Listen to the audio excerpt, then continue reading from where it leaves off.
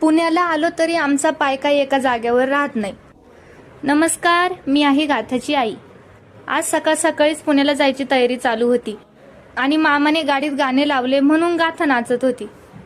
जत्रा झाली, शेतातली कामं झाले, तमाशा पाहून झाला आणि आज चाललो होतो आम्ही पुण्याला. पुण्याला आलो आणि कळलं की माऊ जिन्यावरून पडली, त्यामुळे तिलाही दवाखान्यात घेऊन जायचं होतं. घर खूप दिवस बंद असल्यामुळे घर पण आवरायचं होतं आणि गावावरून येताना खूप सामान असतं आपल्यासोबत, तेव्हा तेही व्यवस्थित ठेवायचं होतं. गाथा छोटी असल्यामुळे मला उन्हाळ्यातील कोणतेही वाळवणं करता येणार नाहीत, म्हणून माझ्या आईने सर्व काही करून दिलं होतं. घरचं सगळं आवरलं आणि मग आम्ही निघालो माऊकडे जायला. तिच्याकडे गेल्यावर आम्ही लगेचच तिला दवाखान्यात घेऊन गेलो होतो.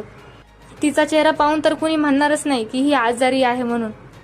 काल जेव्हा आम्ही तिला फोन केला तेव्हा तिचा रडकाचा आवाज होता आणि आज जेव्हा गाथाला पाहिलं तेव्हा हसत होती. तिला घरी सोडलं आणि मी घरी आल्यावर पहिल्यांदा ट्युशनची मुले बोलवली, कारण त्यांचाही पण खूप मोठ्या दिवसाचा गॅप झाला होता. भेटूया पुढील व्हिडिओमध्ये. Bye bye.